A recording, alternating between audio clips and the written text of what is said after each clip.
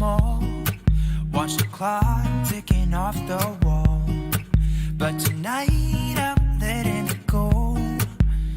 Spend my coin for sure. I'm gonna be myself, or I could be someone else. No one's stopping me now. I'm gonna skip my breaks, I'm gonna make mistakes. I just wanna feel alive. It's just what I do when I'm out, so try not to hold me down. Feel alive when I'm in this town. Look at those beautiful stars. I wanna drive a faster car. Nothing can break me, no, no, nothing can break me. Try not to hold me down. Feel alive when I'm in this town. Look at those beautiful stars. I wanna take a trip to Mars. Nothing can break me, no, no, nothing can break me.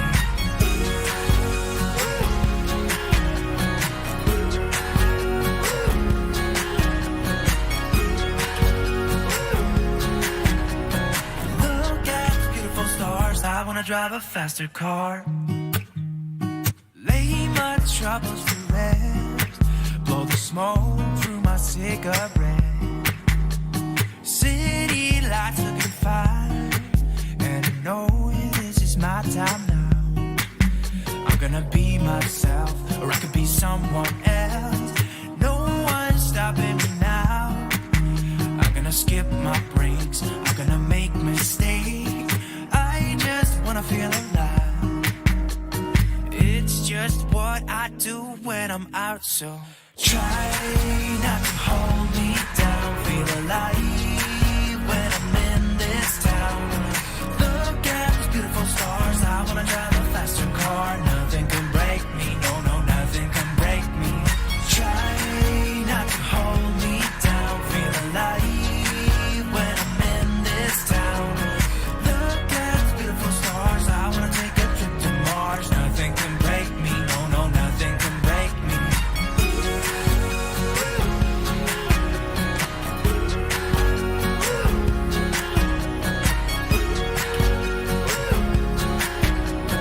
Look at the beautiful stars. I wanna drive a faster car. I'm gonna be myself, I'm gonna be someone else. I'm gonna be myself, I'm gonna be someone else.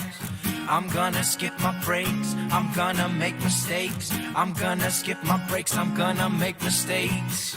I'm gonna be myself, I'm gonna be someone else. I'm gonna be myself, I'm gonna be someone else. I'm gonna skip my breaks, I'm gonna make mistakes. I'm gonna skip my breaks, I'm gonna make mistakes. Try not to hold me down. Feel alive when I'm in this town. Stars, I wanna drive a faster car. Nothing can break me, no, no, nothing can break me. Try not to hold me down. Feel alive when I'm in this town. Look at the beautiful stars. I wanna take a trip to Mars. Nothing can break me, no, no, nothing can break me.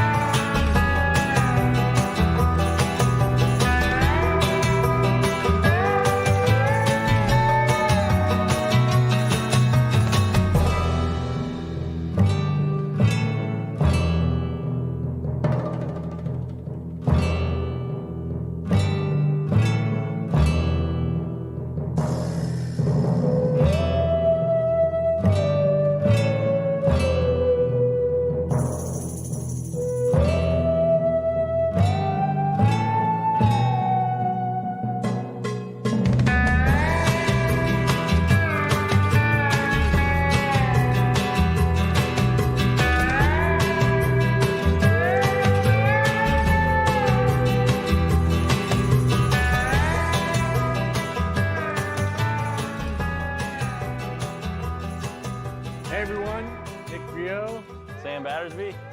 Stevie. And welcome to a very special edition of Griot's Garage YouTube Live. We are joined by one of our wonderful brand ambassadors, Evan Shanks, who's going to give us a garage tour, and we're going to talk all sorts of projects. And then as soon as we're done with that, we're going to talk about getting rid of the stank. Getting the stank out. Nobody likes stank. That time of year when the stank tends to take hold. Yeah, especially if you've got a moldy, leaky Jeep. Evan, are you here with us?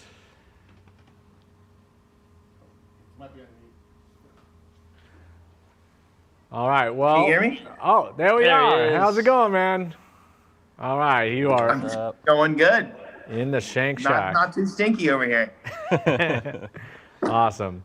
Well, hey, if you guys are just tuning into us for the very first time, or you're a subscriber to Evan or you're a subscriber to us, we're going to get to know Evan a little bit, but please be sure to check out his channel. You can subscribe and like what he does, especially if you have an interest in Japanese performance cars. You're going to love Evan. But if you're here for the first time, we'd appreciate a subscription. Hit the like button, notification bell. We really appreciate that. We do these lives every couple weeks. We do them detailing oriented and all sorts of different car stuff. So without further ado, I think we just jump right in unless there's something I forgot. No, we're ready to rock and roll. All right, Evan. Well, again, just for the Griot's Garage viewers that don't know you, you want to give us like a quick introduction about what you do on YouTube and your awesome shop that you're in right now? Sure thing. So this is my shack. This is my backyard shop that I've recently built. And really, to sum it up, I really like cars, and I built a house for my cars, and I work on my cars in here. But I mostly focus on older Japanese stuff, and that sort of like early 2000s type scene you can see right there. But also I have like a AMG GTS. My wife has a C63 AMG, so I just like all cars.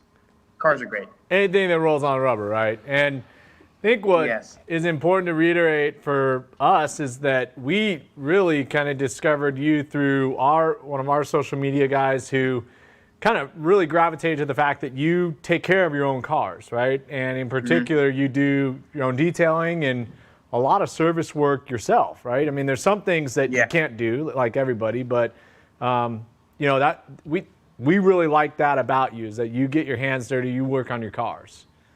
Hey, thanks. But all right, well, I do want so we're aware of the Shank Shack. For anybody who doesn't know, that you've just finished this, right? Or is it still kind of in progress, would you say? So it's definitely in progress still. It's built and it's functional. I still use it to build cars and stuff now. But we still have to do. I'll get off of my Griot's chair. Nice. We still have to paint the ceiling, paint the walls, and I still have a lot of like little final touches to do. I still got to make like benches and stuff all over here, workbenches to get vices, table saws, all that kind of stuff. And for the most part, it's operational. And I've been building basically after the lifts were in and we had power and lighting, I was able to get going. But it's a functional shop at this point, at least. Yeah, I'd say for sure. I mean, you got plenty of space there. I don't know how many cars you have in there, but I think everybody would be envious of that as their personal setup to go and rent on it. Only 7 in here now. I don't blame you for moving right in. I don't know any car guy that could be patient. Yeah, I wasn't just going to sit here and look at this. I needed to test it out and have some fun. Absolutely. I also must state, Sam and I talk about our wives and families all the time. You must have a very, very, how would I say, understanding spouse. Supportive, yeah, right? Oh yeah. She works just as hard as I do, and she does stuff inside all day long while I do this, and it's great. She's awesome. She's the best. Sounds like she's into cars too, right? She wasn't initially, but I don't really think that it's possible to link up and continue a life with somebody like me and not just get used to it and start liking it for yourself. So yeah, it kind of just evolved into something she loves and understands now. The problem with all wives is as soon as you get them interested in something, their preference leans towards the most expensive of those things. Yep, very relatable. Maybe Yeah, that's for not sure. true categorically, but I know I have a very appreciative wife who definitely thinks I'm crazy, which I understand, but she also, like, every time we talk about specific cars, she gravitates towards, like, the one that had the lowest production value is on the most astronomical value rise, and you know, she wants it yesterday. It's like, oh man, we're a ways away from that. But yeah, it's pretty sweet. Plus, I also see you. You know, you're putting her in cars that you enjoy, which is very, very wise. Oh yeah. I all gotta right. want to be able to steal her car. If I don't want to steal a car that she drives, then what's the point? Right? All right. Well, I do want to talk a little bit about your cars because I think that's really, really sweet. And again, I mean, you run, like you said, you kind of have the, you're getting into the German stuff, and that's great. I think I'm going the opposite path. I'm getting more into Japanese stuff, mostly because of Sam over here, who has literally turned on the Land Cruiser bug, which is a Infected with. great family vehicle, just to be sure. But why don't you just take us around and show us, like, what was the first car in there that was your, like, biggest purchase that you're like, yes, I have the car I've been thinking about forever? Wow, that is hard. I would have to say, well, probably my R35 GTR, because it was probably because before I bought this thing, I was all about just like the cheaper, not lower end, but the other types of, I don't know. This was my first nice car that I think I bought myself to build and modify, and so I guess that's probably the one. Yeah, I suppose. Yeah, not a slacker by any means. And I mean, those things are rocket ships, so I would be very proud of that. What have you done to it? Like, what do you think your wheel horsepower is? Have you like? So it depends on the dyno, but on the E85 it makes about 700 wheel horsepower. It's stock turbos, but it's pretty much full bolt-ons. And I did a prior design bumper with custom carbon fiber on it. I had a custom two-piece forged wheels made for it as well, and just some aesthetic stuff. I also upgraded. It's an 09, so it was the first production model year, so I had to upgrade like the interior, I gave it CarPlay features and that sort of deal, because this was my daily for the longest time until I got the AMG.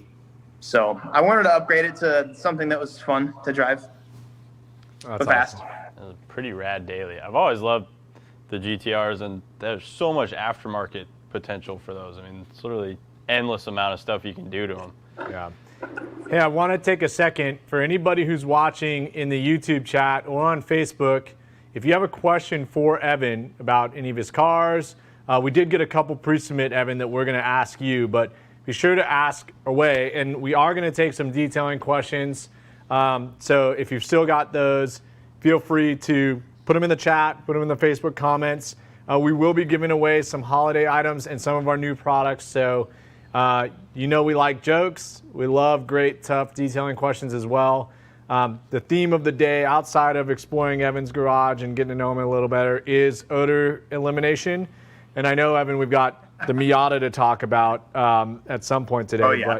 Oh, yeah. But yeah, we want you guys to participate. You can tell us if you want pint glasses or whiskey glasses or some of the new products, which we're excited about. If you didn't check our Instagram out or are not on our email list, surface disinfectant, ceramic speed shine, and the 3 trim wipe kit, or the 3 ceramic wipe kits, the 2 headlight restoration and ceramic trim wipe kits, went live on Wednesday. So you can get those products now. And the rest of them are coming very, very soon. So, again, fire away in the questions, and we'll see what else we can get you to talk about, Evan. All right? I am particularly excited about the several things that you just mentioned. But did I hear whiskey glasses was a thing? I did, yes. And I don't know if you've gotten our care package yet, but I may have sent you some. So Okay. I'll have to. I think it comes tomorrow or something. So I'll have to look at. I'll have to do that. okay. I'm excited now. Early Christmas. Yeah, a little bit of an early Christmas present for sure. Hey, one thing I have to say, and I told you about this yesterday when we did kind of a tech check with you. I am just incredibly impressed with your very natural camera skills. And you told me about it, but your vlogging purview is just excellent. Well, I tell you what, I mean, I think I've vlogged through college. I think I've done this for 7 years now, so it's literally second nature to, like, if I'm looking this way, like my camera could look that way. If I'm looking this way, I know how to do that or something. Like, it's weird. I don't know how I just ended up training myself to do it, but it's funny. It is definitely an interesting skill that I didn't know there was a skill until you mentioned it yesterday. But I'm just like, if you asked me to show you something over there, I'm like, oh, what, that? And then I guess I don't know. Yeah, you should see us just trying to put products in front of the camera in the right spot. It is a strange exercise for sure. We're all backwards. So Sam and I have been working on it. It'll take a while. So we're no threat to you. I'll say that much. Some vlogs are a little nauseating, and you are not at all that way. Yeah. Okay, Evan, we have a question for you from one of our viewers. Mars Bowie says, how precious are your cars to you? What happens when you scrape it, or what happens when your wife scrapes it? It's always a funny question. The thing is, like, I love them to death, but at the end of the day, they are just cars. So, like, I don't know. I've had, like, my wife has curbed some wheels before, and a lot of people get, like, super upset about that, but, like, you could buy new wheels. A wife's harder to come by, and so it's not worth very true. About something. Smart man. But I'm gonna be usually stuff that happens I can fix pretty easily, and so I don't get too bummed about it. It also just depends on your situation. For me, like if I rash something, if I break something, it's pretty easy for me to just get my truck, tow it back, fix it, and that. But I would say, like, man, I love each and every one of these cars so much, and obviously I don't prefer anything to happen to them, but I guess that's circumstantial. I haven't been to a point where, like, something drastic has happened to kind of, like, test that. So hopefully that might have answered it for you, but I do love them each individually, like my children. Don't get my dad talking about it. He's pretty much got like 100 children at this point. So at least, and he's got 4 biological ones. And yeah. I will say it changes over time for sure. I had a lot stricter rules than my son has around the cars. I can't believe the stuff he gets away with. Caught myself there. But me. Yeah, I mean, look, the reality is part of detailing is if you're only going to detail a clean car, that's not really boring, or that's extremely boring, right? Yeah. In fact, it's like one of the most nerve-wracking things to detail a perfect car because you can only make it worse. Versus, a car that is parked, it's not really activating its soul. So going and enjoying them, the therapeutic part is resetting it and detailing, at least for me. But you can't, I mean, you're missing the point if you've got a perfectly clean car that you never enjoy. And that means that you're going to get rock chips, you're going to have things that happen. Man, I have a hard time tolerating curb rash, but I mean, it's pretty much 3 for 4 of every single wheel of every car my wife's ever driven. So that's just kind of how it goes. Well, I mean, she's driving the you can ride passenger in my cars if you come down, okay? All right, sounds good.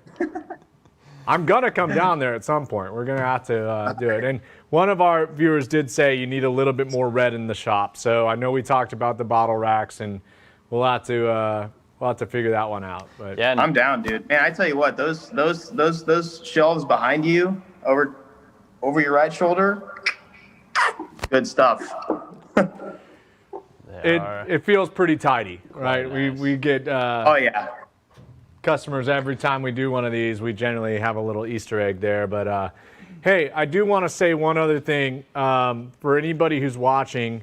We've done this thing now for the last 4 lives where we've put out a movie poster, and we're gonna our first giveaway will be the first person who can guess the movie poster, but also if anybody can guess why we chose that particular poster as it relates to Evan, I think that's going to be a pretty easy question.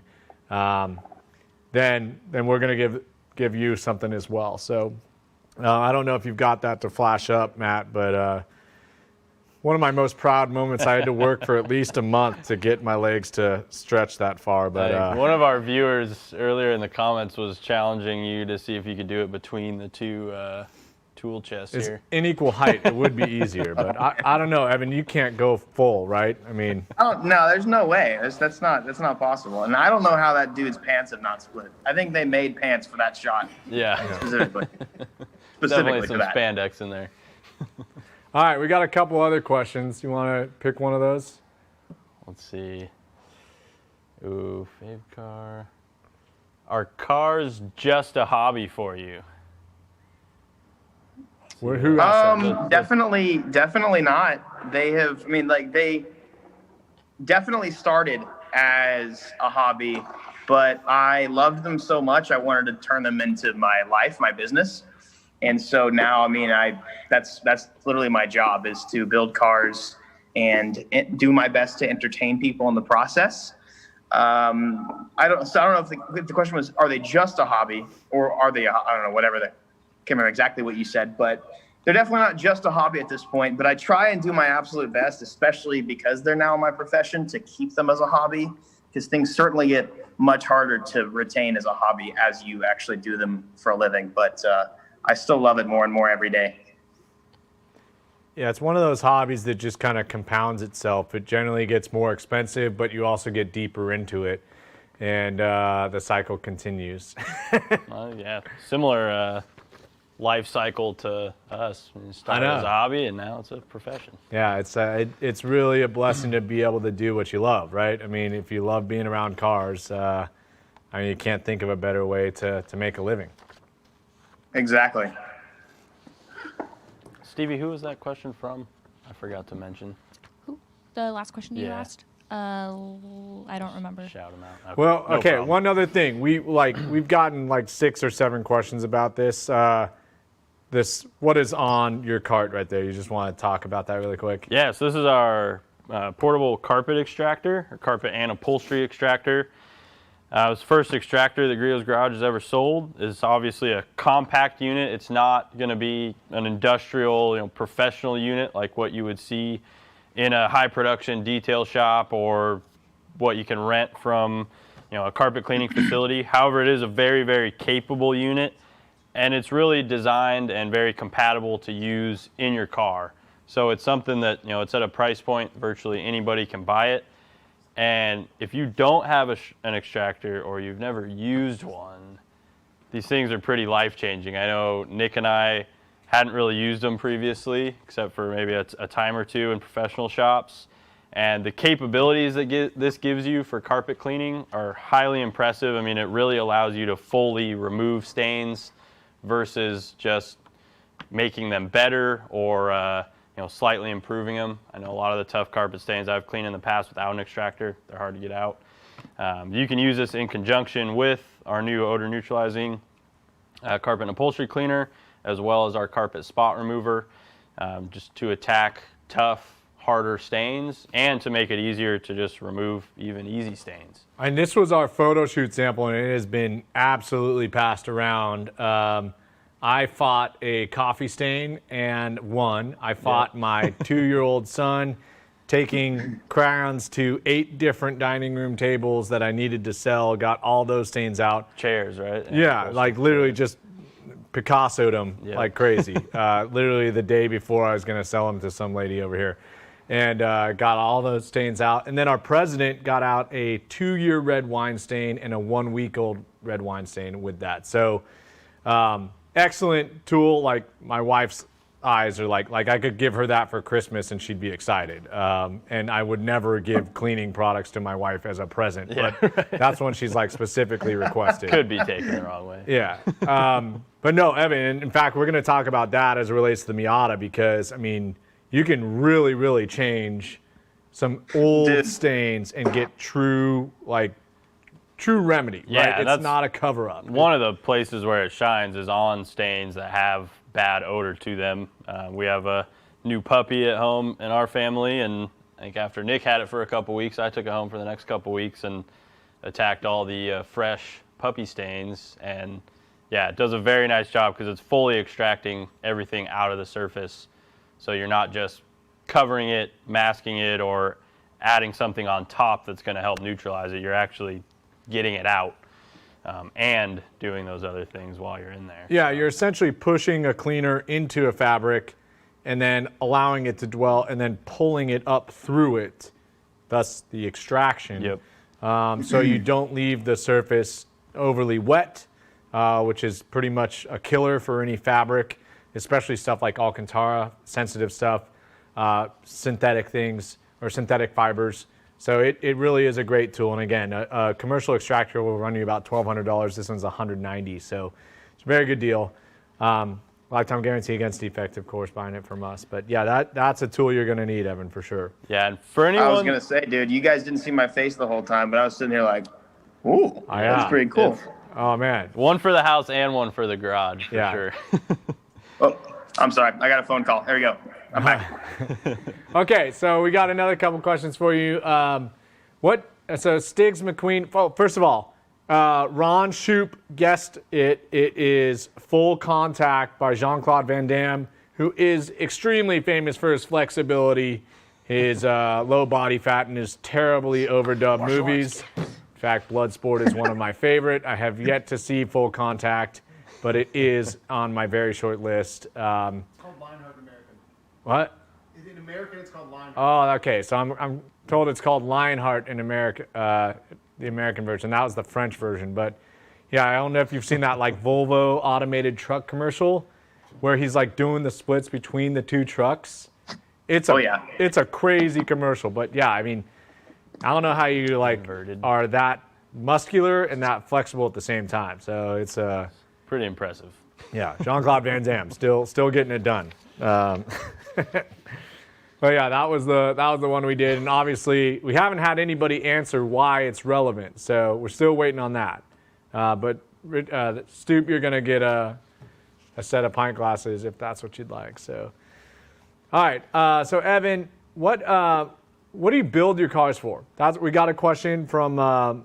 Do you build them for drifting, racing, personal enjoyment, just the need to tweak? What's your What's your motivation? That's funny. I actually was thinking about saying this in the video earlier. A lot of people ask me that, and I don't know. There's a couple of my cars that have been purpose built, but I really built them just for me. I build them. I'm kind of like, the best way to compare it is like playing a real life video game, where like I pick up a car and I just modify it in the garage, and I try and have as much fun with it and just make it look how I want it to look. A lot of my cars are bigger single turbo type stuff. Like, can I turn my camera around? Does that work? Like this car here, I mean, I do stuff like this, a little higher horsepower. I mean, this car is a pretty high horsepower. This car is on low boost at 550 or something like that. And then this car, the R33 four-door up there, is a single turbo. We're about to do a single turbo. Honestly, a lot of people build stuff for Instagram likes or for SEMA type stuff or super street just to get featured and stuff. I don't know. I personally, the way that I have at least kept my passion for cars alive is by making sure that I build cars just for me and not for, I don't know. For me, I don't really have a passion for racing or drifting or anything like that. And so I just kind of keep it real with myself. And, if I want to just do body kits, turbo, and have fun, make really cool noises on the street, take it to a drag strip every now and then that's what I'm going to do. Yeah, whatever floats your boat, man. I mean, at the end of the day, if you're building cars for other people, there's something wrong with you. You're what are you missing in your life that a car is going to fill? Well, what's the point in doing it if you don't like it yourself, right?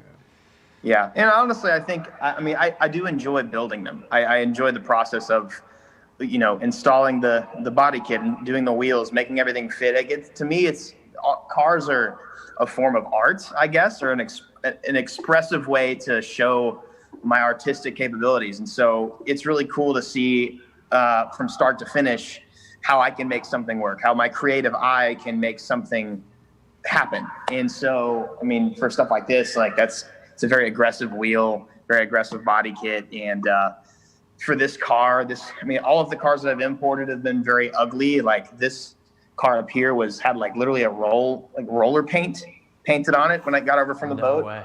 This one had clear coat going off everywhere, and I don't know, it made me very happy to do, you know, the turbo upgrades and to detail or repaint whatever it might have been. And so, yeah, just the gratification of just seeing things from start to finish is definitely a motivator for me too. All right, we got a winner, Cowie Ninja 333. It's the Shanks squat. Yes, that is why it's relevant. That's right, baby. It's actually one of the, like, following you on your Instagram stories. That's like the one photo I see that'll like literally make me stop and laugh every single time. That's pretty awesome. Fun fact: I actually ripped my pants the other day doing it. Ah. So, yeah. Pants are temporary though. The Shanks squat is forever. Yeah, buddy. That's awesome. All right, so yeah, Cowie Ninja, Stevie hit you up. You get in contact with us. We'll send you send you a Christmas present of some sort. I have to clarify, Grumpy Grandpa, that is not our new polisher rack, unfortunately. We are still in the process of redesigning that. We are going to get to that project, I promise, but in the meantime, we keep making newer killer polishers. Yeah. So thank you for your patience. Yeah. A lot of you guys have asked about, oh, see there, I turned the wrong way. Yeah, look at our vlogging skills, Evan. We're just like... about the Griot's Garage signs, and we do have something coming in the relative near future. Yes, in fact, like we've got a multitude of signs that we're working on, so please be patient with us. Evan is very special, right? We use one of our brand ambassadors. We give him the hookup to get him started, but right, and show off the swag when you're detailing our cars. So we usually reserve those signs for brand ambassadors such as Evan, and then our wholesale partners. And part of that is just the expense of them. They don't make sense from a retail perspective at this point in time.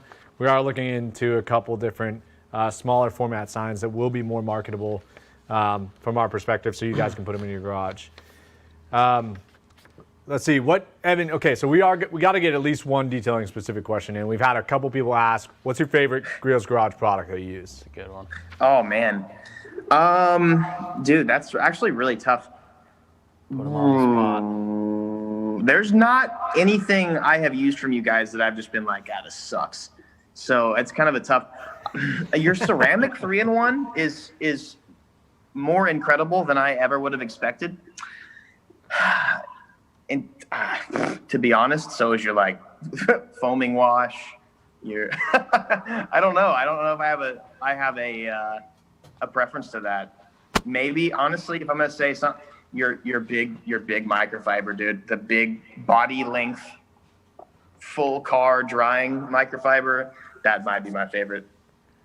That's awesome. Sometimes I sleep with it. Great, yeah. I like have a very specific favorite product, but obviously I use every single one of them constantly. So that's I definitely cannot just take a specific product and say, yeah, it's my favorite. That's too hard.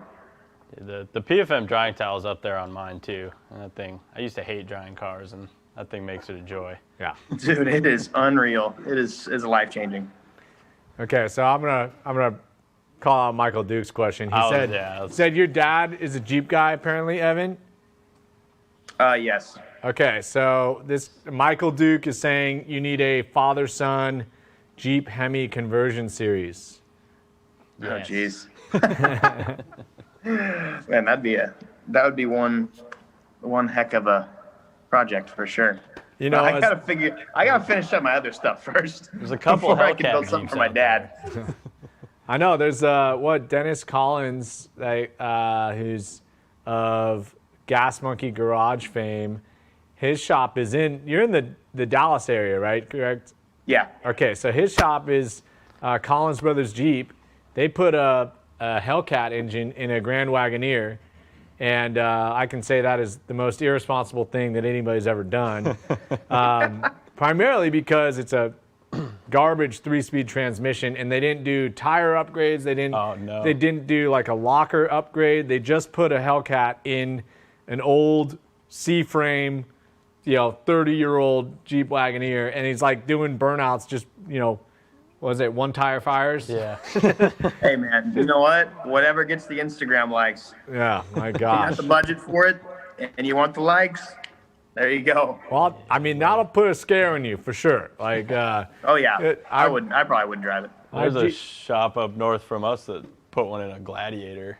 Yeah. New Jeep Gladiator. Well, man, I mean, like another That would shop make that's close sense. to you. Well, Houston's not that close, but Hennessy, our buddies there are always turning everything up to 11, and I think they've got an 1100 horsepower Jeep Gladiator. But a newer car, I can understand. The old Wagoneer is I drive one every single day. I do not know why you need that much power, but of course, more power is always better. Absolutely. All right. Rod Kraft, our East Coast sales manager. Rod, what's up? Hope you and your family are doing great. He wants to know if you've been practicing your welding skills, Evan. I have not touched on them as much as I probably should.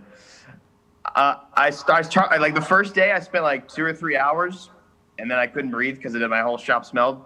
So then I had to walked out. I've used them a couple times. I've actually used them for what they're meant for, and like got myself out of pretty interesting situations for like, extracting bolts and that sort of thing. So I've been able to use it, but man, I wish I sat there and I probably should spend a little bit more time on doing it so I can fabricate exhausts and that sort of thing. Man, I would love to be able to TIG weld and make my own intercooler piping and exhaust. That would just be awesome.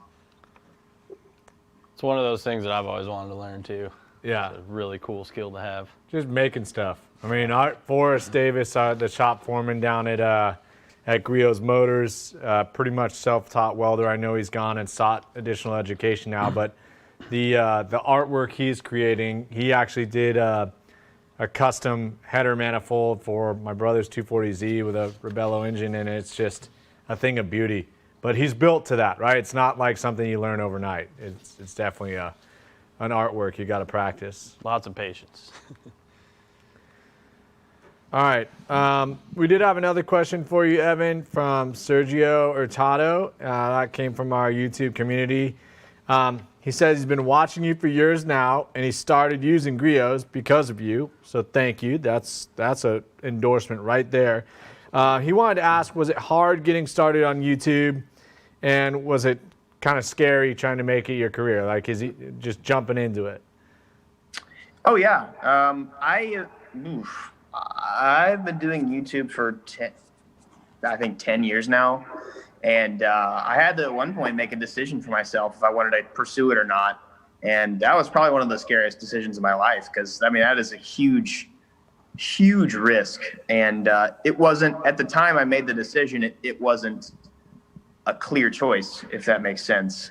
There was certainly more viable options out there, but I am definitely glad I made the decision. But no, it was a scary one, for sure. Yeah, I feel like at some point, I mean, now what, you're 800,000 plus subscribers, people depend upon you to give them content, and so you really do like have to make that choice of going all in and committing to content creation in a certain rhythm, and give the people what they want, right? That's Yeah, how you exactly. keep them around. For sure.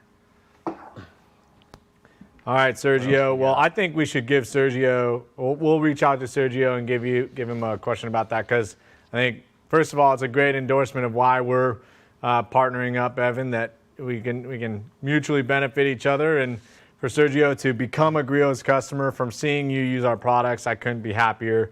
So we're gonna give Sergio the hookup. So Sergio, if you're watching, email us at social@griotsgarage.com, and we'll get you something nice for Christmas. My boy Sergio, good on you. Thanks, Sergio. Yeah. That's awesome.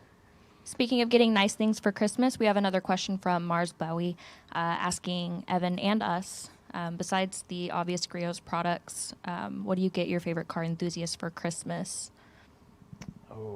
Oof. I got one. Stocking stuffers, 10 mil sockets. Drop them in. That's a good one. That's a good one. One of our store managers just showed me a new like automotive subscription box that the company puts a loose 10 mil in with every box that you receive. So you You get 12 10 mils in a year, so you're guaranteed to never run out. Dude, that's funny. I don't know. We sell socks that say gas and clutch on them, so Yeah. maybe Good. maybe that's There you go, go. Mars. You can go buy some of Evan's merchandise. 5-3 Supply Company, correct? 5-3 Supply. All right. I'd have to get some of those. And socks. I mean, for us, we've got all these cool carbon fiber stuff. In fact, our carbon fiber wrench bottle opener has a 10 millimeter socket built into the other end of it. It's not one you want to be, tensioning up like a critical boost or coolant line in your car with, but if you got to tighten up a little caster on your creeper or something like that, you could use it in a pinch. Yeah. And then, of course, the other end is where the real business happens when you're cracking a beer. There you go. I think mine, it's not quite stocking stuffer price, but the jump starter, All our right. 2000 amp, or Oh, really that's a good any one, jump dude. starter, but specifically our 2000 amp. Every car guy needs one of those things. I mean, I Well, don't know how many times we use ours around here. We were just talking today. We love our home, Tacoma, Washington, but it's got a little edge to it. It's a little grungy. It's a blue collar town. And this morning when I was driving away from the building and Stevie was driving in, there was a gentleman standing in the middle of the road with jumper cables, not using his words, simply gesturing with them. And all I could think of, man, go right up the street, pull out 2 bills and buy one of those jump starters. You'll be on your way. But yeah, I drove past him. He wasn't. He didn't look like the most well put together guy. Probably didn't have 2 bills, but Usually, if you're up that early in the cold, it probably means you've been up all night in the cold, and probably could have jump started your car from your heart rate from Yeah. whatever he was keeping himself up all night with. But love Tacoma. Gotta love Tacoma. All right. I have to say, just because she did say no Griot's products, I have to say probably any car parts that you've seen them eyeing, you can never go wrong with. Car parts are like gift certificates. I always hesitate to buy specific parts, and we've thought about giveaways where it's like, hey, we'll do something for our employees and $1,500 in car parts. It's like, you got to know that somebody's a certain kind of crazy to not want cash yeah. as opposed to car parts. But plus, those are things Dude, you I never hide. understood that. I never understood that growing up. I was just like, can you just give me cash? Yeah. Can you just give me cash? Because you guys are just going to give me stuff I don't want. You guys could just give me cash for all the things I do want. And I'll think of you the whole time because I bought it with that. Yeah, exactly. I will know you gave me $100 for this $1,500 thing. I think cool car stuff like that still like reaches my inner child. That's not like a Griot's product is. I saw it recently, like the Lego James Bond DB5 Aston Martin, it's like any of the the Lego Technic, speed. which is like more sophisticated but still a car. Like again, that stuff speaks to me. I asked for a couple of the Lego speed sets, the smaller sets for stocking stuffers. Yeah, Cool desk ornament. or posters or artwork or really nice coffee table books. I mean, there's one of my favorite like Instagram guys that I follow, Ted Gushu. He was one of the like photographers that was very early on in Petrolicious, and he was so fantastic that he spun off and did his own thing. He pretty much started a company making coffee table books about Porsches, and it's just beautiful, beautiful stuff that you can get lost in. So that, car guy is always like, I mean, you saw the Land Cruiser manual I had, and you're just like, oh yeah, where'd you find that? Yeah. Like if you could get like an actual like factory service manual, that's another one. That is a great gift for sure. They're Especially not always one that's in cheap, English. but Yeah, especially Actually, for that's a older good cars. point. Victoria one year got me a. It was from the '90s. I can't remember what the brand was that used to make them, but they were mass produced. Manual and it was like all like 1988 to 1999. It was a manual for like every Japanese car, or even I think there's some European stuff in there, but it was like torque specs for a 95 RX-7, FD RX-7, or like the Toyota Super. It was probably one of the coolest things, like little memorabilia things like that, or just stuff that you can't find. Oh, that's cool stuff. Yeah. Especially for the guy that has everything, which a lot of car guys do. Yeah, go on Yeah. eBay, find something. I mean, Yeah. you could get me a Jeep Grand Wagoneer rear sail panel, and I would be jumping for joy. If it were the right color For sure. and didn't smell like mold, but which would be an improvement over my car. Okay, well, we got to get to some. We did say we were going to do some stinky stuff, but we have one more question for you, Evan. I think it bridges the gap because I think everybody who follows you knows your wife as well. They want to know what's your wife's favorite car of yours, or your favorite car she's ever built. That came from Haley Estes. That's a tough one. Her favorite one of my cars. Is that what we're saying? Yeah. Huh. That's a hard one. Probably the Supra, because I know that she knows how much the Toyota Supra means to me. I love this. The Supra, I think, is my only like attainable sort of dream car, and I got it, and so I think that's probably her favorite just because it has so much sentimental value to me. I don't think. I would say that's probably it. Well, and a Mark IV Supra, those things are only going one direction because of the Mark V Supra. I don't know what your opinion is on that, but I've spent a lot of time ranting and raving about it for a while. Right, you probably don't want to hear my opinion on it. Yeah, let's hear it. I don't know about that one. Is it good? Okay, well, if it's good or bad, I don't have a very high opinion.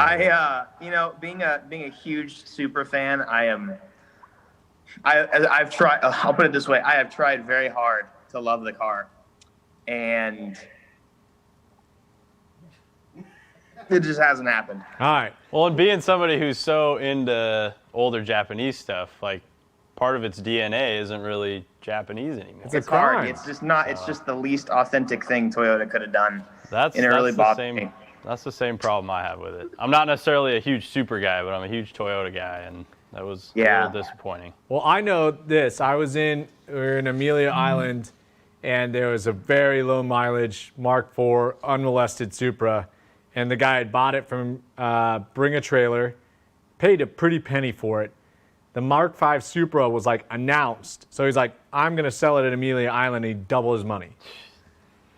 Just like awesome. it was like, okay, we're not making Supras anymore apparently, so this is the last really untouched cool Supra I can buy, and apparently everybody in the room agreed with him, or at least one jackass did. But yeah. All right, and then we're gonna finish on this, and then we're gonna answer some detailing questions. And Evan, again, if you want to stick around for the detailing questions, you are more than willing to do so. Or we're happy to have you, because we do want to talk about the Miata and specific problems you have, and then we can maybe relate that back to some of the odor elimination stuff we're going to talk about. All right? Yeah, we're still getting some detailing. I was going to say, go ahead. I was just saying we're still getting some detailing questions that are half directed at Evan too. So Okay. Let's see. So it was, what's your next project? What's your next, what's the next car that's on your radar that you're looking for? That I'm currently don't own, or that I do own? Yeah, I mean, so I've got a list, and unfortunately it's never-endingly long, and there's just some strange stuff, and unfortunately Bring a Trailer is I can't quit it. But what's the next thing that you okay, yeah, I got that car, it's great, I'm working towards getting that project done, and I've got the itch again, and here it comes. I've got to be honest. I think I have so much on my plate right now that it's hard to say. I would love to build an FDRX7 and keep it authentic with the 13B and learn a lot about the rotaries. I'm all about learning, so I would love to get one that maybe doesn't run or something, take it apart, do the seal kit, that sort of deal. That is something I really would love to do in the near future. But I currently have, I think, more unfinished cars than I have fingers on my hand. So I need to focus on my other stuff first. Okay. Yeah. You and Nick have a lot in common. Yeah, exactly. We share similar issues. I think that's why we're getting along. I think one of them's close, though. At least one of my cars is close to being completed. And it's thanks to my brother and his fantastic company. Not They are charging me money for the work they're doing, but it will be done. Well, so. the FDRX7, that's a great choice. That's on my short list too. I love those cars too. I mean, I feel like, you know, our generation, those just like, again, I don't say this is a bad thing. Like the Fast and Furious and like just Formula Drift and Gran Turismo, like they plug those in, right? Those are and we really, I don't know. Now they've like kind of come around, but now they're also going a value direction that's like, man, to find one that's in great shape, you're paying unobtainium money, but to find one like you're suggesting, that'd be cool, right? And just rotary is a totally different monster. I've always wanted one. I learned how to drive a stick on a rotary, so. That's awesome. Yeah. I typically like to find cars that aren't good, and I like to make them good too. So it saves me money, and it's a learning experience. Yeah. Win-win. A little more And rewarding I mean, too. it supports your philosophy you stated before. You're making cars for yourself. Like, who cares? Oh, yeah. Like, what? You're not trying to prove anything. You're trying to learn and enjoy them. So I like that. Okay. All right. So should we talk about odor elimination categorically, and then Evan, maybe you can kind of walk over towards the Miata. I want to see some close-up of the stank that you're dealing with in there. Well, so yeah, I was gonna say the car's actually like fixed completely now, and it hasn't the video hasn't been live or anything. But if I turn the camera around, it's completely fixed and it's ready to drive. But we end up getting new seats. Anyways, go ahead with what you're gonna say. But okay. Well, that's one way to get the stank out. Replace the entire interior. All right. That's pretty Especially with a little two-seater. I mean, what you've got like 5 square feet of carpet in there. Yeah. maybe at most. Any odor is going to be pretty pungent. Yeah. in the Miata. Well, again, I think that, you know, a lot of odor elimination, there's so many different odors you can bring into a car. There can be some that are related to the actual function of the car itself, whether it be gas, oil, exhaust. If you're dealing with those, please park your car and look where they're coming from. Yes. We don't want you to die from carbon monoxide inhalation. But, you know, really, a lot of them are organic stains, right? So we know that we can remedy them, and we just need the right approach. And again, the right tools, the right cleaners, the right process on the different materials are going to be where you start, right? And we have a multitude of products we're going to talk about, but most of them you're dealing with porous surfaces and fabrics. And normally a source, right? So you have something that's creating the odor that you ideally want to get out before you start throwing other stuff at it. And masking, right? Yep. I mean, masking helps nobody. Just putting more stink on the stank isn't going to rid you of the stank. Yeah, and we have a pretty awesome portfolio of scent-related or odor neutralization-related products, because we have something for removing the odors, and then we have products for keeping the odors out. So longer term, once you've removed the source, keeping it fresh in there, which is pretty important.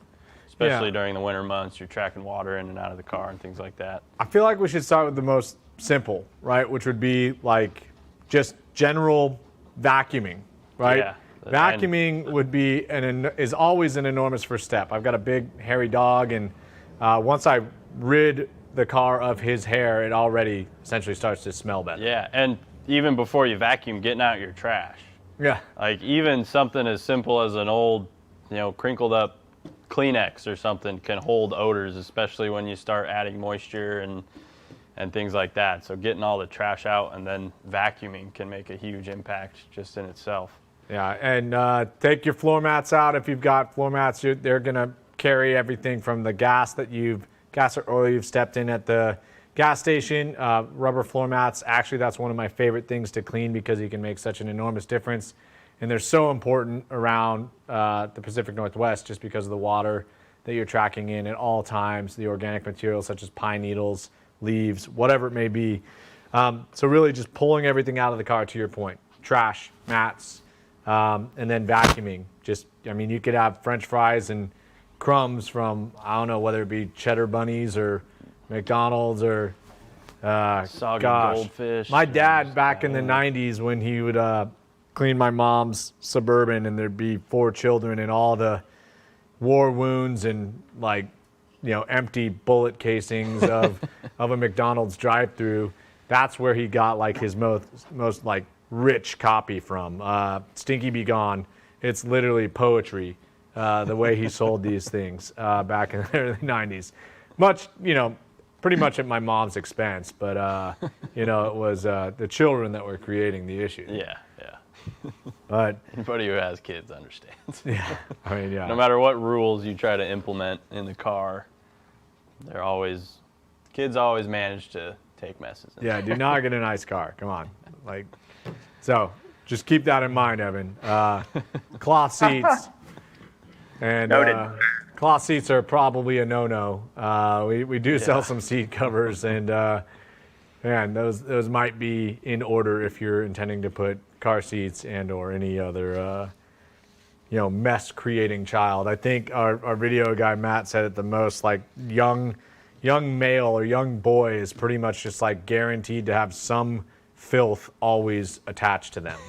Some sticky substance. And just to that point, dude.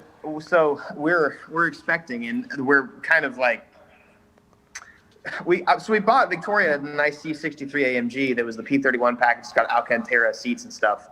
And everybody was like, she wants to get a different car, and obviously she should get a different car. It's a straight piped, huge V8, uncomfortable track car that's a 4-door. But it was like, it's a 4-door. It's a 4-door. You can. It's a safe car. It's nice. I'm like, dude, I don't think you understand. It's not even just about the comfortability, the smell, the carbon, whatever, like the fuel stink. It's not even about the volume. It's like, dude, I don't want a little boy or girl spilling their whatever it is on these really nice seats and stuff. It's not even a possibility anymore after you have a little one. And car seats do a number on Alcantara too. Yeah, and just your seat bolsters and anything like that. So, and with a Mercedes, you're actually talking about leather. Mostly a high quality leather. You're going to be able to do some damage to it. But yeah, I experienced that. We sold my wife's SQ5 a year after owning it because when we put the child seat in the back, I couldn't sit in the car. The 2 front seats were literally and there's situations where I'm not driving home and Sarah is, and that car was no longer practical. So I don't know. That's good to know. Yeah, you got to be sensitive. Baby seats these days are pretty much like putting, I don't know, what would you call them? They are crazy amount of infrastructure. Yeah, well, they almost are guaranteed to create permanent indentations on whatever back seat they're sitting on top of for months on end too. So that's another fun thing to contend with. Yeah. Leather care, it's a great solution. All right. Okay.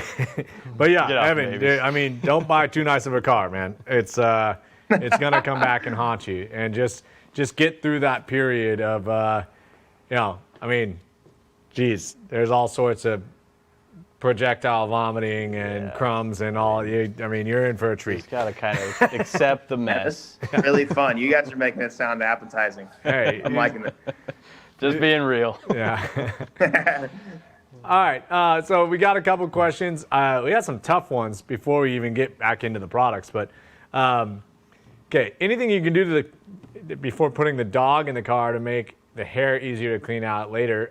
Well, you could put like some temporary plastic, like Visqueen, down on your cargo area, wherever you keep the dog. I mean, I would say like those big dog hammock type, type, because you can put those in a cargo space. You can move them in your back seat.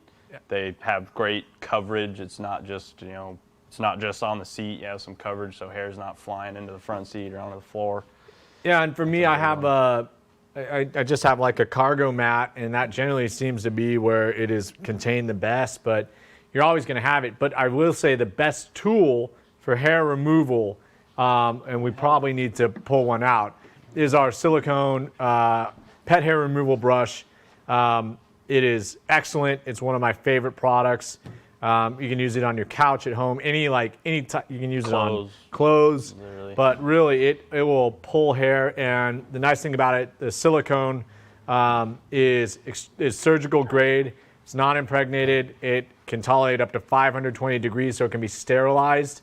And the cheap like rubber ones, if you get going, if you're cleaning up after a 100-pound Labrador in the shag carpet I have in the Jeep Grand Wagoneer, you're going to start heating those rubber, you know, I don't know, what are they, strands up, yeah, and they start breaking bristles. off. That is not what's going to happen with the silicone brush. So if you love your dog and you want him to come and do things with you, you're going to deal with hair one way or another. So I will say, though, that if you got a nice seating material and something heavy that can cause damage, much like my beloved Enzo, you gotta invest in a hammock or some type of preventative step, and then you can pull that out. They're so good that our R&D brush walked away, apparently. Yeah. And grabbed a photo sample.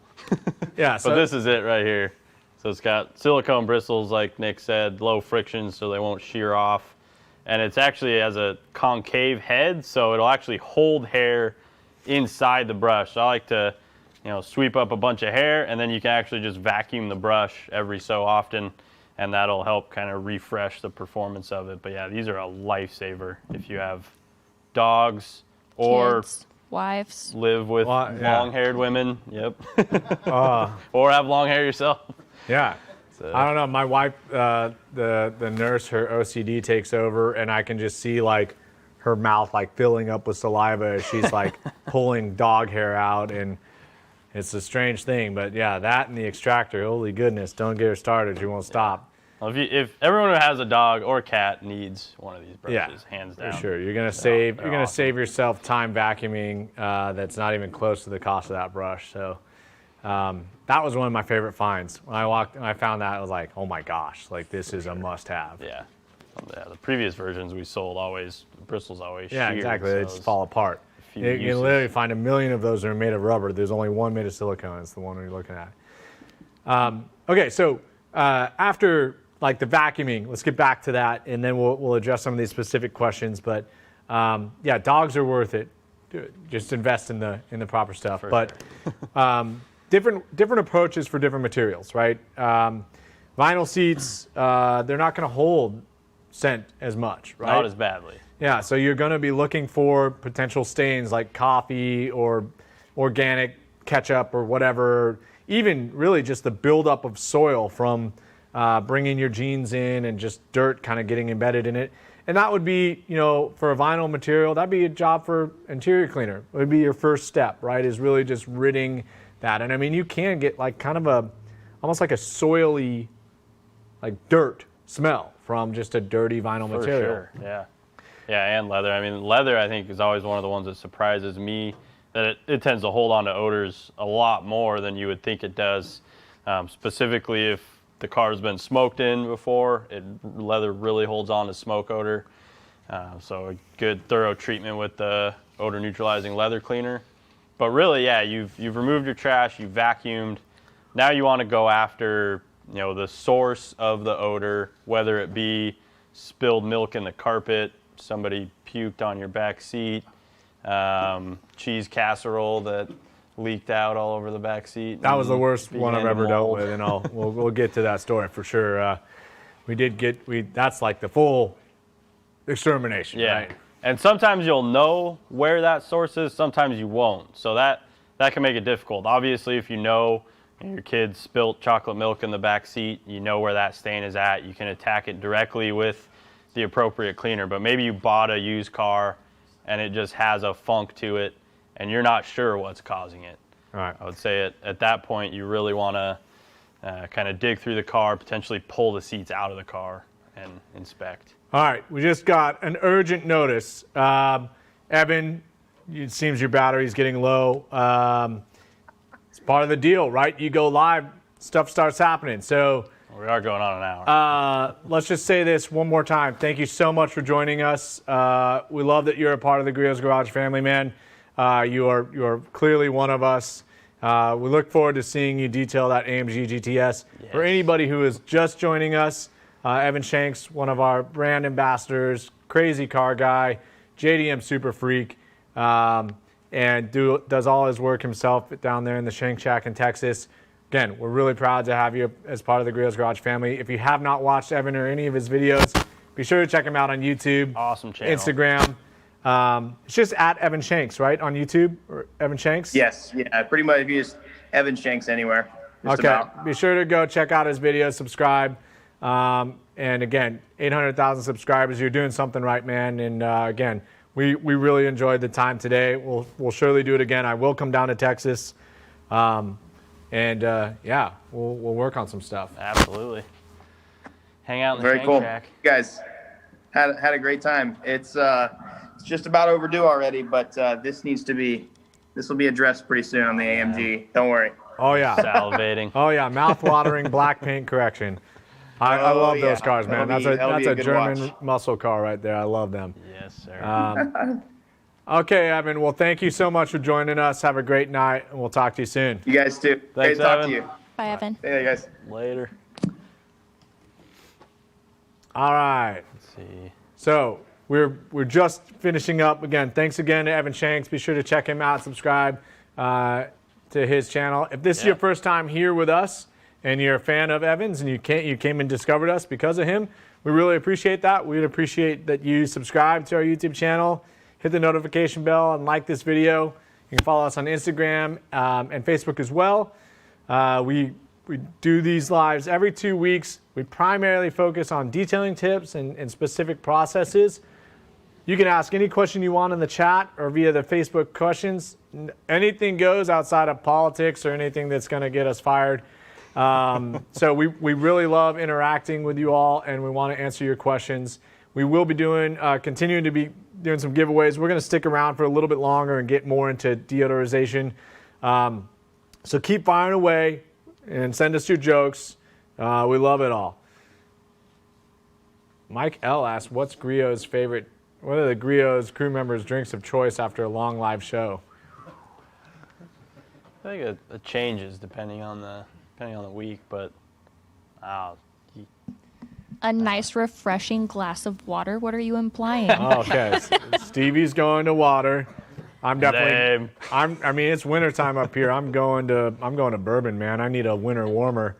To heat up. Yeah, I always, nice slow sipper, something of great quality. We're not taking shots back here. I'm still on the hazy IPAs. I can't get enough of those things. Oh man, yeah.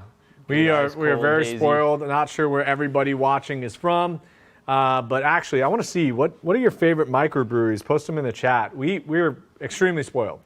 We've got a great beer scene up here, so It's almost too many. it's really hard to quit beer if you like trying new things because there's literally something new every other day. I think I spent 15 minutes in the beer fridge at Tacoma Boys last week. Yeah, it's overwhelming. It's paradox of choice. You're just overstimulated. You just end up picking I don't know, when I go to Indiana, they've got some great craft brews, and I always end up picking the one where it's like a cat with laser beams coming out of his eyes, just because they've won my heart. I It's select oh, by man. the label a lot too. Yeah. It's It's great marketing. It grabs the It's a attention lot of the fun. most. Okay, so we're talking about eliminating odors, Getting the odor and out. what you were suggesting is if you know the source, go to it. Yes. Right. Okay, so then, Get out the I mean, source. again, with kids, that's one thing. With dogs, it's another. Just general accumulation, right? We've come to the clear your car out, do the vacuum, and then start really with anything that like you can observe that is an organic stain. Remove it with a proper cleaning product. So we mentioned interior cleaner. Interior cleaner is not necessarily great at removing odors, but it is removing soot and like any organic Heavy buildup. soiling, yeah, anything nasty. It's been one of our standard products forever. Juxtapose that to interior detailer, not really great for removing organic stains, more the dusting, light duty maintenance. So we're talking about a deep clean here. Interior cleaner is a great place to start. However, that is more categorical for, say, non-porous surfaces, center console, like a cup holder where you've clearly got, the probability of something like a coffee stain, which is going to create its own odor. Those type of places. But when we're talking about specific materials, such as leather, vinyl, fabrics, we actually have, purpose-built products for that. Yep. Engineered specifically for that surface. So like Nick said, interior cleaner is a kind of a broad-based interior product. You can use it on most every surface on the interior, but it, like Nick also said, it doesn't have any odor neutralizing tech specifically put in there. Of course, if you have a stinky stain and you clean the stain off, some of the odor is going to go away with it. But our odor neutralizing leather cleaner and odor neutralizing carpet and upholstery cleaner are both developed specifically for those surfaces.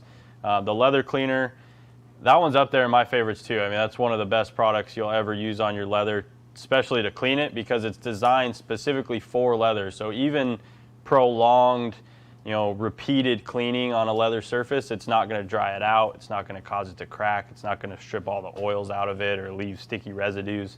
It'll actually soften leather as it cleans so that it will better accept your conditioning agents that you'll put on afterwards. And that one does have a fragrance added.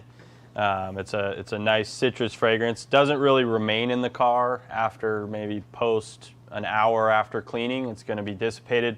And then the odor neutralizing carbon upholstery cleaner is scent free.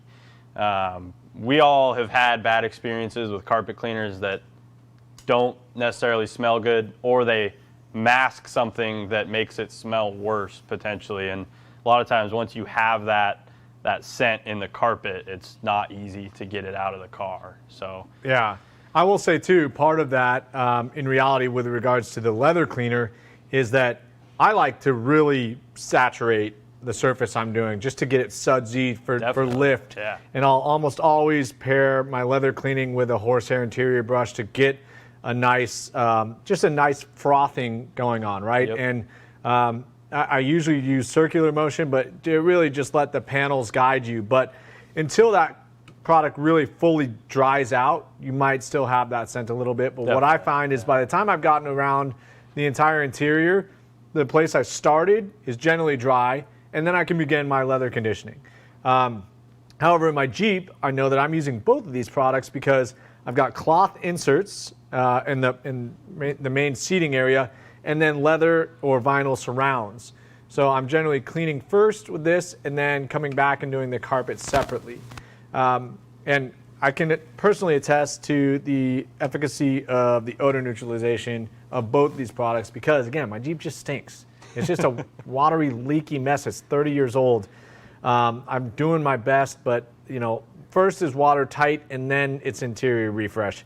So I'm still just kind of dealing with that and kicking it down the road. But I do believe that, in leather in particular, this is the only one with scent, and I feel like once it's all wisped up and dried, that scent is almost undetectable. yeah, and it's not a strong scent either. So if you do detect it, it'll be very faint after use. Yeah. But those are going to be two of the best to go after a specific stain where you know where it's at.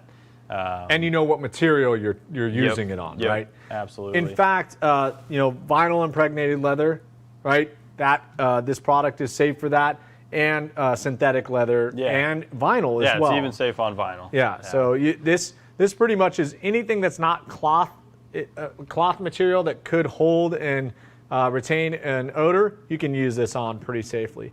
I would not recommend it on like non-porous surfaces such as your console, unless of course your console is leather wrapped, vinyl wrapped. Yeah. A lot of them that are I'd use these interior days, cleaner, right? For sure. Yep. And then you have stains or odors that you may not necessarily know where they're coming from. You buy a used car, the previous owner didn't detail it before selling it to you or something like that. I always recommend taking seats out if you have the means to do so.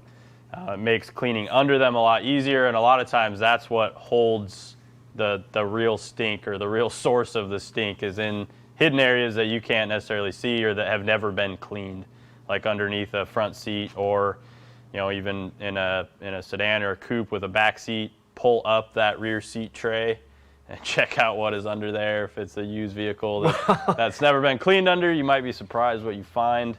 Well, and that's the nature of my worst scent or odor neutralizing story ever. Yeah, which is probably worth telling. It's a great good story. segue, but basically, to Sam's point, like if you're trying to do a full restore, outside of pulling up your carpet completely, like that's a substantial job, and I don't think with the advent of an extractor, you need to go that extreme, right? Not unless you're dealing with mold or something really nasty. Yeah, and I think that in most scenarios, unless you're buying a personal extractor, if you've had it up to here, right, you could send it to a detailer and say, hey, look, I would like an extraction. And they'll know what you're talking about, right? They're going to go after your carpet. They're going to essentially do what a commercial cleaner does to carpets in your homes, right? They're sending a penetrating amount of liquid, pulling it down through the pad and back up. So, but ideally minimizing that liquid so that mold doesn't grow back. But you know, my worst story was, okay, my best friend had very nice BMW. They're going to a dinner party. His wife is making don't judge the dish, a cheddar cheese Brussels sprout casserole. I don't know. Could be good. It sounds like it could be good. Long story short, just a foil wrapper, and Hayden, my buddy, likes to drive pretty aggressively, right? It's an all-wheel drive 535 twin turbo, and lo and behold, it picks up the casserole, and once they get to their destination, and a lot has leaked out of the side. Took an off-ramp a little too fast. And it starts to stink up his car, and he sends it to local dealership and says, hey, can you guys just like do an interior detail? I'm trying to chase the scent. I can't figure out where it's coming from. Long story short, paid for a detail, brought it over to my house and said, it still stinks. What the heck's going on? My first thing was like, where was this? Okay, it was on the rear seat. And couldn't see anything. Couldn't see anything. The interior was perfectly clean, but it smelled like crap. Yeah. Right? I mean, you can think of like 2-week-old cheese that's been, cooked with Brussels sprouts. That's not a great scent. Okay? Open the door and get punched in the face. Does not age well. All right. And so I'm looking around. All of a sudden, okay, I see. Oh, look, I can pull up the rear seat pad, and I do it. And all of a sudden, I get the strongest sense of just the deepest stank I've ever experienced, and just immediately start dry heaving in the car. And sure enough, all of that cheese has settled right on top of the body, under the seat cushion. And so that's where we started cleaning as soon as I caught my breath and did not vomit in the car and increase any of the scents there. So really chasing down where the stains are. Sometimes you have to remove the seats. Sometimes you have to get creative, and you almost are desperate, right? Yeah. I mean, an odor like that will make you want to sell a car or burn it, or one of the two. So it can be worth going to the effort of seat removal. But and things like the unfortunate thing for that was that we cleaned up the organic material, we utilized odor neutralizing leather cleaner, and we still had a scent in there. So what we ended up doing was that I at least presumed that some of that had transferred into the headliner, into some of the more difficult products or areas to clean. And so we actually used an odor exterminator, what we would call a bomb, right? We should probably fetch one to demonstrate, but it is essentially a chlorine base. Chlorine dioxide. And you set it in your car, and once you've done all your cleaning, you've literally exhausted all options, and there's still stank in your car. In particular, a couple of you have asked about how do I get rid of cigarettes, heavier odors. Now, there's another trick for cigarettes that's another step above this, but this is a great place to start. You essentially take the lid off this product, open up a pouch, add water, and the chemical reaction takes place over 24 hours. Roll up all your windows, and you close the doors in your car. So Sam has it right there, but it's... Yeah, so this is it. Comes in a small cardboard cup. You do want to make sure you leave the lid off of this when you put it in your car. If it has the lid on, it will pressurize and explode, which you do not want. That is in the instructions. You've got your little instruction sheet in the bottom, your measuring cup for the water. So you have your sodium chloride powder here. You're going to pour this in, and then measure your water with the little cup, add that to it, set it ideally in your cup holder. If you don't have a good cup holder that'll hold this, put it on the floor on a flat surface that you don't have to worry about it spilling or falling off of. If this does spill in your interior, it will stain everything that it touches, so you do not want to let it spill. Extremely effective though. Yeah. I mean, these things are pretty mind-blowing as far as like bang for your buck when it comes to odor elimination. This is the $24.99 before you get really desperate. Yeah, and so it's phenomenal. That really is, in my mind, that's the last straw, right? Yeah. If you've cleaned everything, if you've utilized all the products, you could try the Stinky Be Gone, just a charcoal-based odor absorber, to potentially pull some of that up. But if you're at this place, you're in a dark spot and you really need some help. It's also a great solution if you've done all the processes we've already talked about and you can't find the source.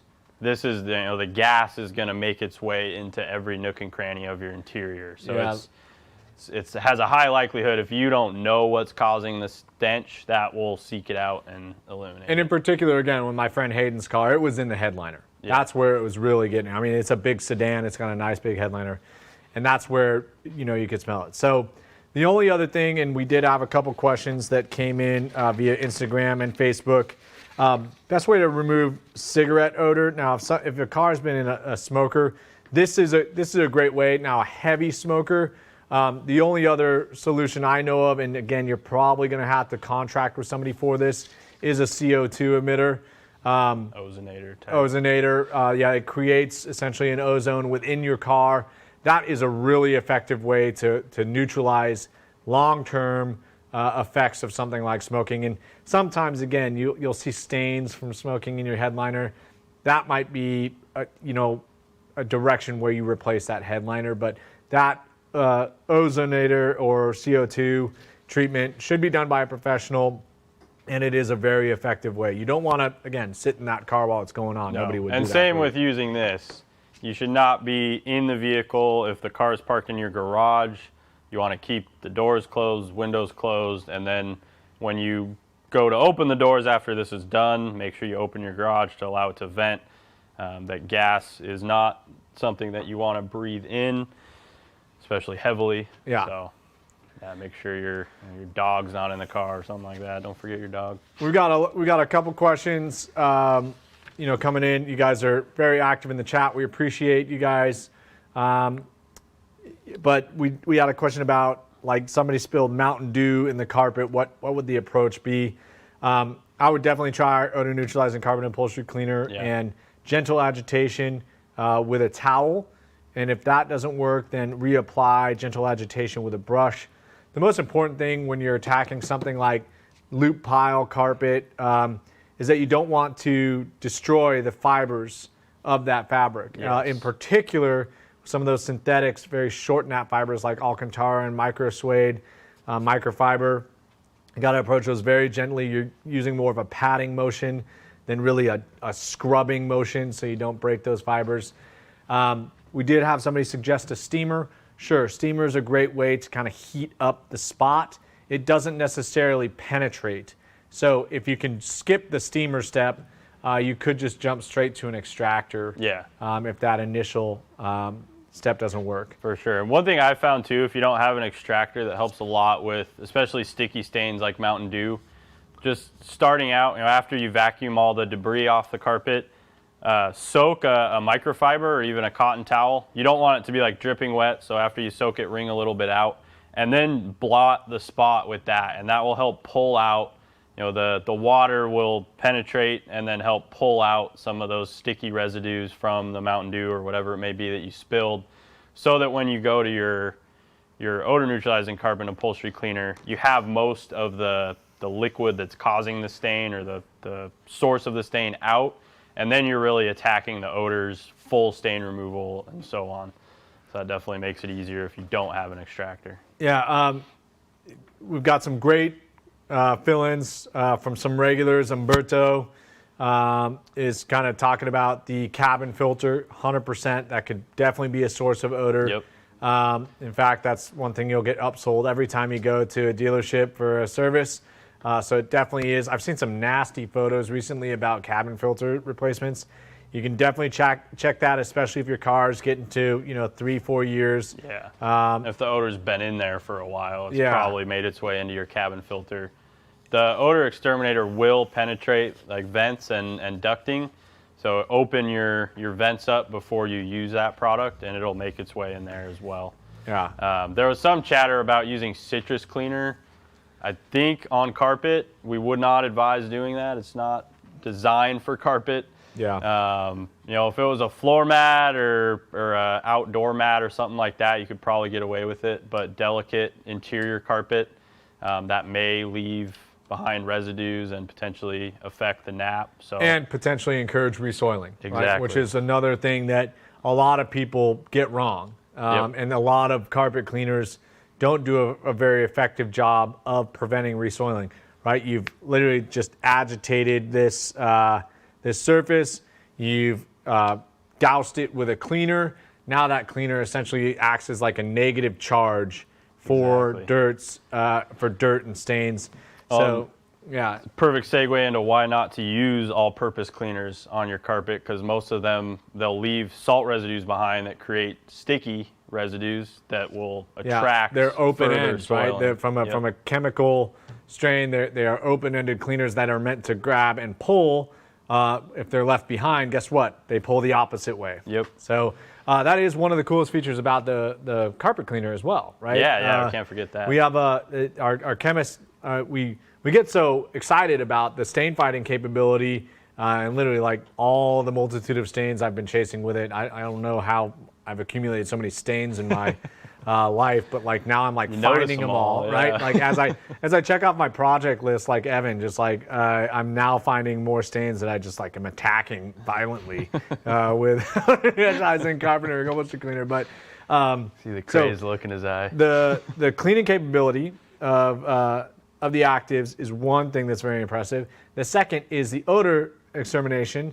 And then lastly is the polymer encapsulation technology that our chemist, again, she's told us the most about that, but that really is what prevents the resoiling. You're essentially like coating or waxing, or however you want to approach it. Big shout out to Jolie. She was the one that thought of that idea as well. So it's a cool ad that, especially in a vehicle where pretty much all of the carpet surfaces are high traffic, unless it's under a floor mat, you don't want a cleaner that's going to attract dirt, and this will not do that. Yeah.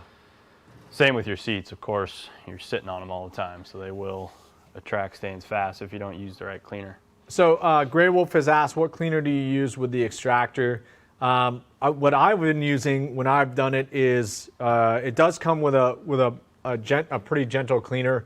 An additive, it's a concentrate specifically for the extractor that Bissell includes with these. Yeah, but I have found that pre-treating is the best solution. Yep.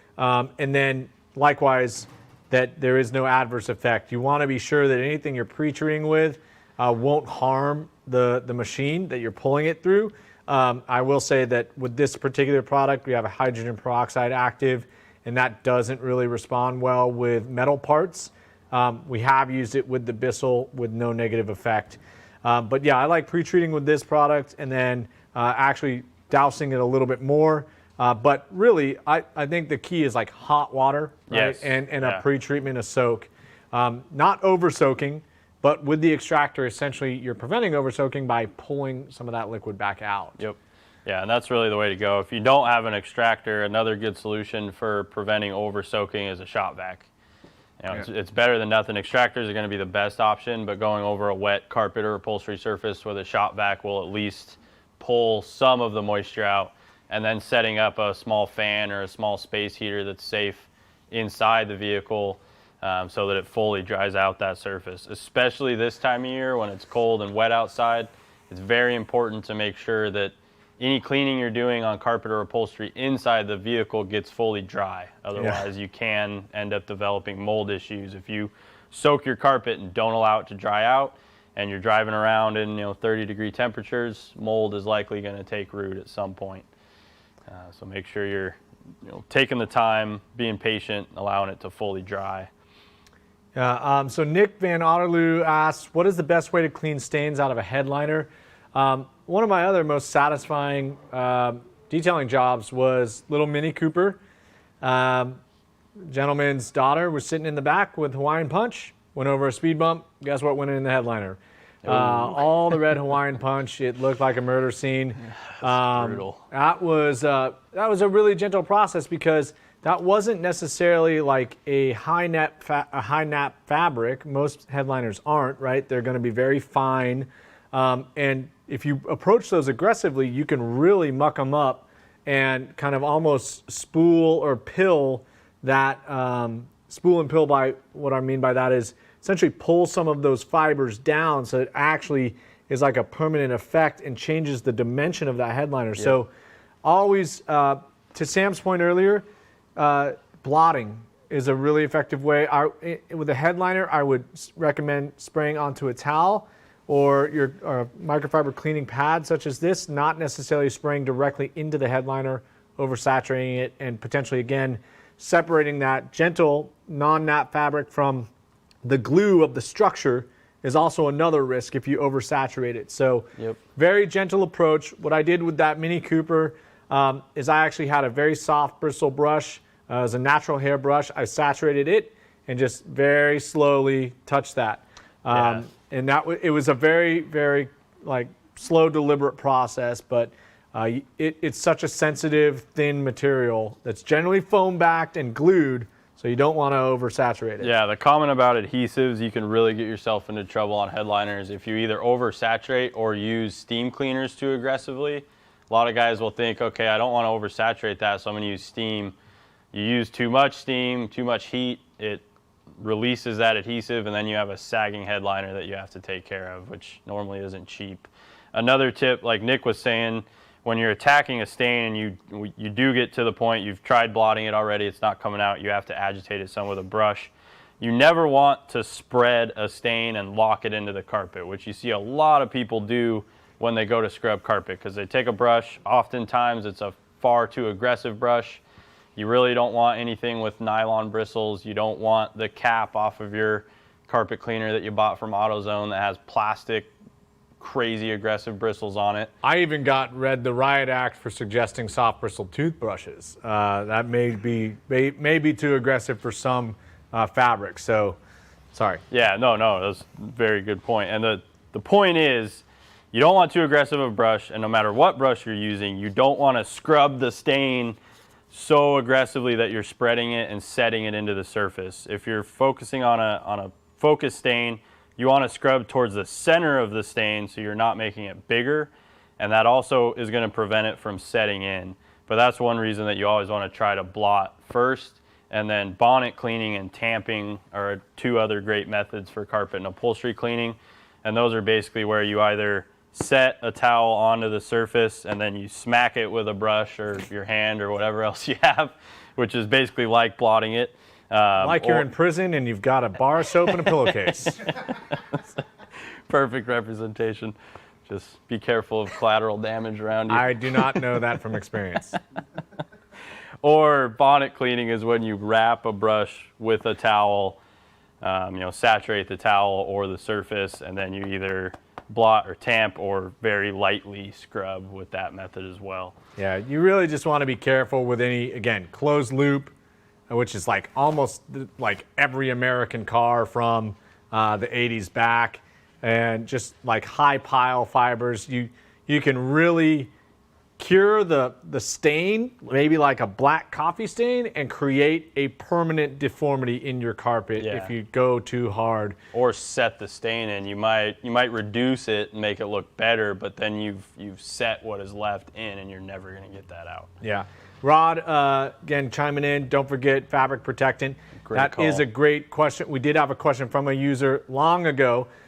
We hadn't quite gotten through the myriad ways we can get rid of the stank before then applying something to protect it or prevent it. Yeah, I think it was Joe Edgar that asked about if we had a ceramic fabric protector. And John Garza too. Garza, so we had multiple questions about that. But yes, we do have a fabric protectant product that is really effective.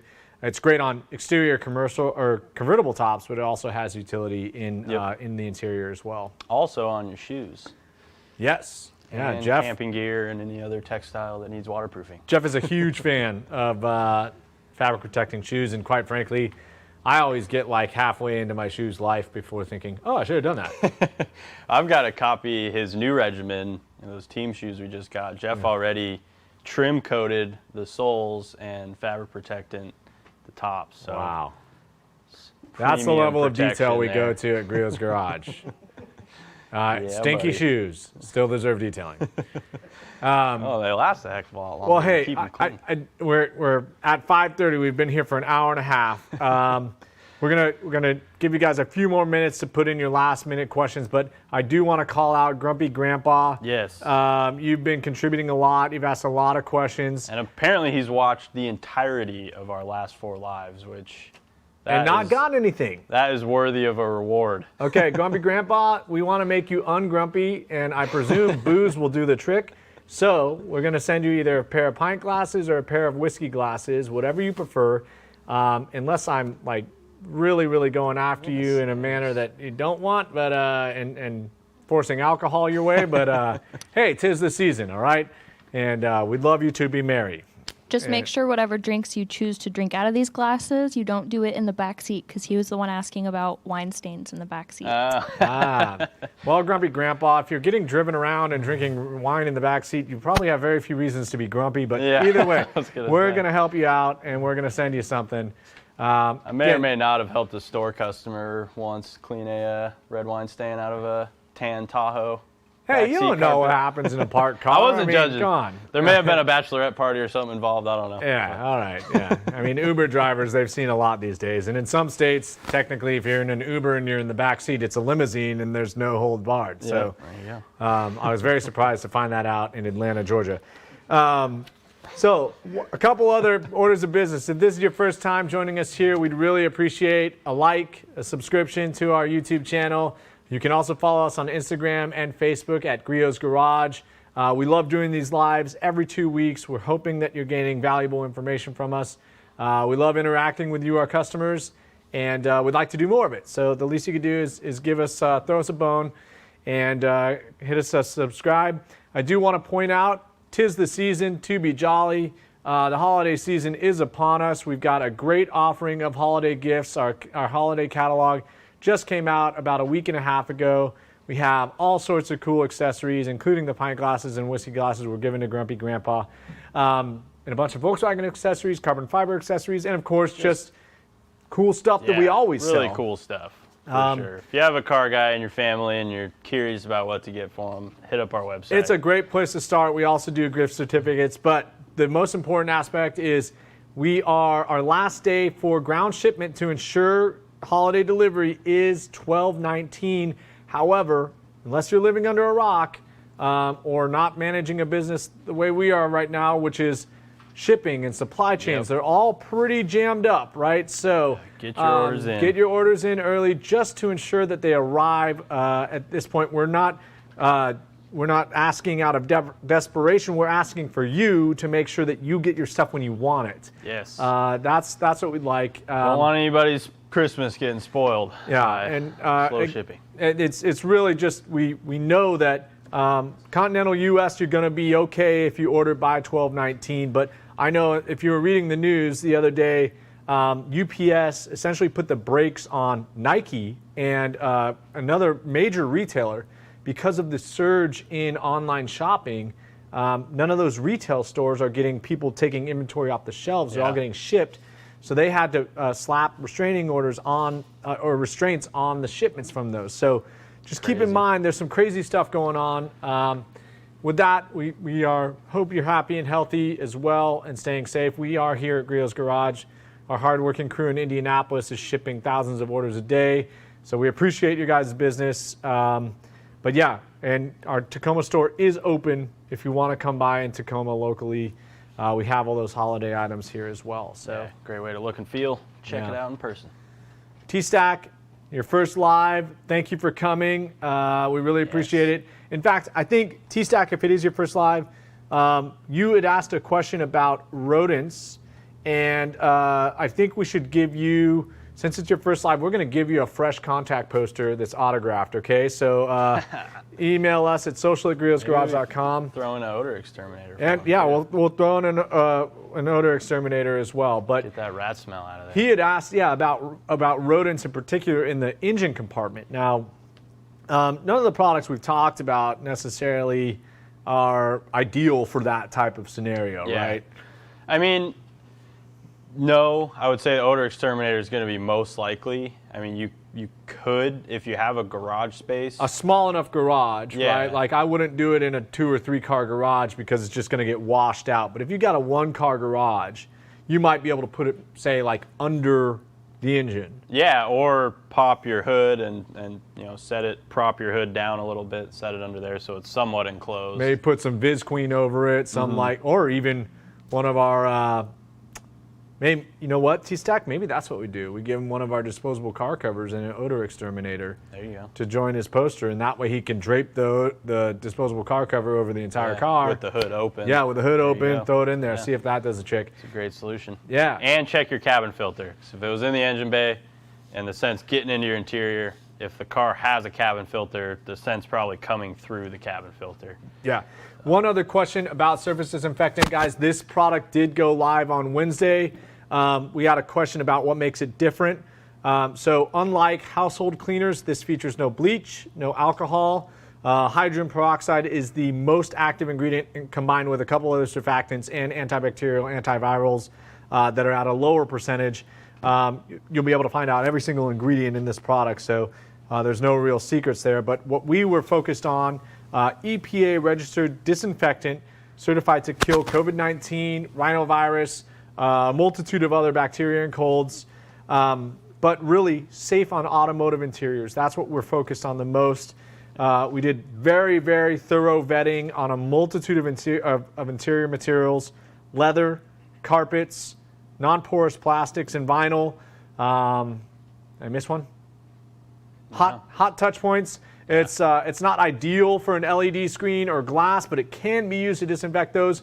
In those particular cases, we would ask that you follow up with something like interior detailer or glass cleaner, just in case there's any residue left from that. But full use, 3-minute sanitize, and what we're talking about is fully wetted out surface. So you drench the surface, allow it to remain wet for 3 minutes, sanitization, and then 10 minutes for full disinfection. And again, disinfectant is a strong claim. 0 germs. That is the idea behind disinfection. 0 germs. Yeah, and keep in mind those 3 and 10-minute guidelines are true for pretty much any surface disinfectant product that's on shelf. If you read the back, they're all going to have very similar recommendations for wetting out and allowing to dwell to get full disinfection. Yeah, I mean, if you've ever used a Lysol wipe, I'll tell you what, I never really read every single instruction until this came about.